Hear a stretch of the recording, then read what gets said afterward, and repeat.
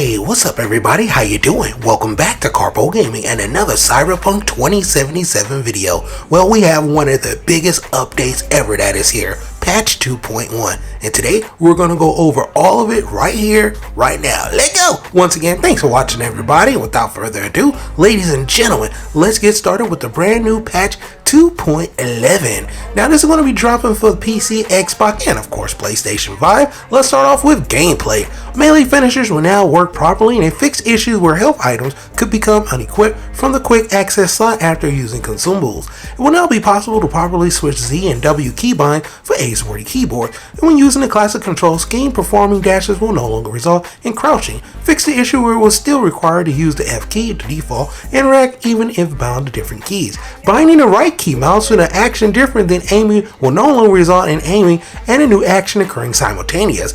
A.a.a. Cyberwell will now reduce cooldown when neutralizing an enemy non-lethally, and the iconic Contagion Quick Act will now properly cause an explosion when combined with the Overheat Quick Act. Added Psalms 11.6 and Buzzsaw crafting specs for players who completed the required activity to acquire them, but they actually didn't drop. And of course, we also have the fix issue preventing players from upgrading their items to 5++ on Xbox. Finally, that is fixed. Skeleton Cyberwolves will no longer get downgraded after acquiring level 3 to the licenses from the Clone perk, and skill shards for skills that are already maxed out will no longer drop. The RAM cost for Cyber Psychosis Quick Act will now properly decrease after applying cyberware malfunction or EMP effect. Killing NPCs who are drunk or using a brain dance will now properly trigger the police system. Fix the issue where RAM recoup cyberware was restoring less RAM than indicated by its description, and fix the issue where Fist would not have a chance to apply bleeding after reaching level 20 in solo skills. Fix the description for Biomonitor cyberware so it properly states that if you heal when your health below 50% rather than 35%, it will now be possible to activate Sanivision cyberware doing hollow calls if in combat. They also fixed the issue where it was possible to get killed by a quick hack while Berserker is active, despite its feature ensuring the health cannot drop below 25%. Cyberware capacity will now be capped at 450, and cyberware exceeding the limit will now be unequipped, and fix the issue that could cause loot to float in the air as well as reappear in the same spot after picking it up. Next up, we have Quest in Open World. Under Quest in Open World, adjust the car chases so that they're not too frequent and don't overlap, and fix the issue where vehicles purchased on the Auto Fixer website weren't added to the own vehicle list even though the money was spent. Made it possible to obtain the BFC 9000 iconic weapon for players who missed the Crash AV and Rancho Coronado. Fix the issue where the animated on inspection the in-cart city pass could be triggered inside an elevator causing V to fall through it. Fix the issue where the message from in-cart customer service that unlocked the Metro wouldn't arrive even if the requirements were met. Fix some instances where gigs would remain stuck and incomplete in the journal without any objective.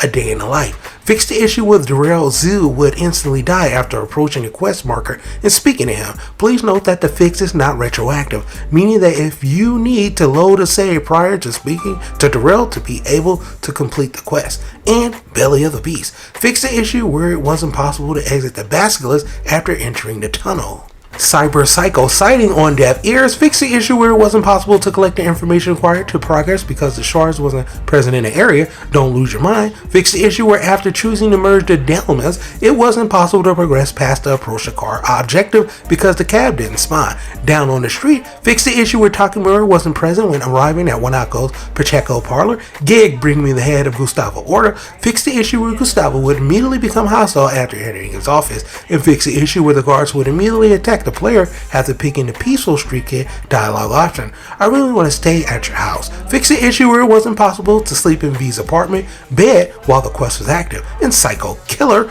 improve the reward, which is pretty cool, for neutralizing all cyber psychos. Players that already claimed the reward can visit Regina and collect the new reward from the weapon crate. So double rewards, my dude.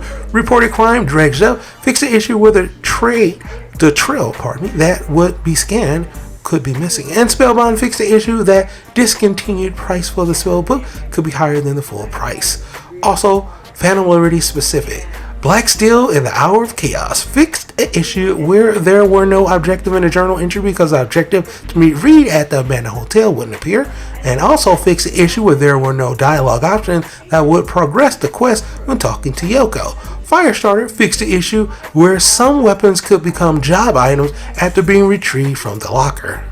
Hi-ho Silver Lining fixed the issue where it wasn't possible to talk to Mr. Hands in the Heavy Hearts Club because he wasn't interactable or didn't spawn for players who experienced the issue on 2.1. Just Another Story fixed the issue where vehicle contracts weren't spawning in some cases. Things Done Changed fixed the issue where the screen could go black after calling the nurse for players who experienced the issue in 2.1. Added to end credits message from Reed for endings other than the tower, and remove the possibility for installing attachment on the Catholic Iconic pistol. Fix the issue where it was possible to activate the Sensory Protocol pack when it was on cooldown. Fix the issue where it was possible to activate Synthetic Accelerated Cyberware during its cooldown. It will now be required to have a Cyber deck installed to benefit from the Contigo Lattice Cyberware. And fix the issue where the buff after exploding an enemy with the detonate grenade quick hack didn't match the description.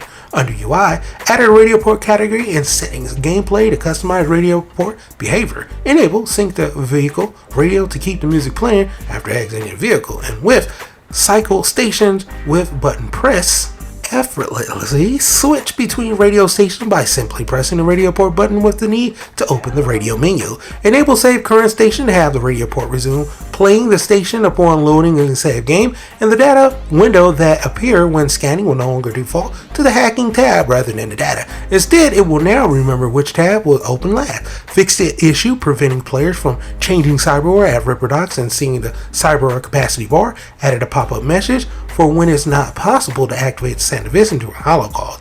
Like the non-iconic variants, iconic quick hacks will no longer have the duration displayed in the description and made small improvements to appearances on the net drive. Visual non-lit rims to the a.k.a. Yakisuga CT36, I'm probably just solid on that one, will now light up properly. Fix shadows appearing in V torsos when wearing tank tops. Fix dark shadows appearing on V's hand when holding some weapons with ray tracing enabled. The Devil in Judgment tarot cards will now be properly displayed on the in-game reward screen, and vehicles. The tire tracks marked will now match the actual contact path of the tire. Adjusted the suspension movement of some traffic vehicles to improve it visually. Motorcycle suspension have been improved to reduce visual clipping into roads and curves. Braking is also improved. Some vehicles, including cars and trucks, will now have better handling lighting from bigger jumps, which is pretty cool, which means cars are about to be amazing. Black torque vectoring has been added to the drive model simulation. This change effectively reduces understeering on vehicles that previously used it to suffer excessively from hard braking when tuning, most notably on forward and rear mid-engine vehicles. And then they have a whole list of these vehicles that's going to be affected by it, making cars awesome again.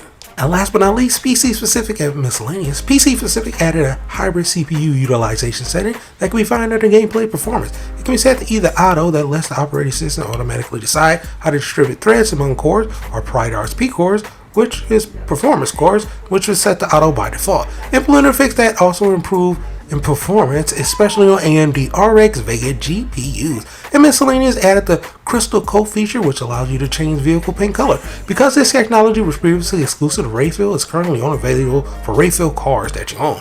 Controller inner dead zones have been changed to the default values for players who didn't change them, as keeping the old default values resulted in stick drift, and fixed the issue in the door in the Megabit HN apartment that wouldn't automatically close in some cases, and updated the addresses for modded controllers from Red Mod. So boom, there you have it, my dude. The huge update is finally here. Pretty much changes a lot of stuff and added a couple little things in there as well. But for right now, that's pretty much going to for the video. I hope you truly enjoyed it. As always, if you're new to the channel, how you doing, and welcome. Don't forget to subscribe right here at Karpo Gaming. A lot of wide variety of videos range from updates, tips and tricks, guides and news, and a whole lot more. So hopefully you enjoyed this video. Once again, thank you everybody for all your love and support, and as always, I'll be seeing y'all in the next one. Later.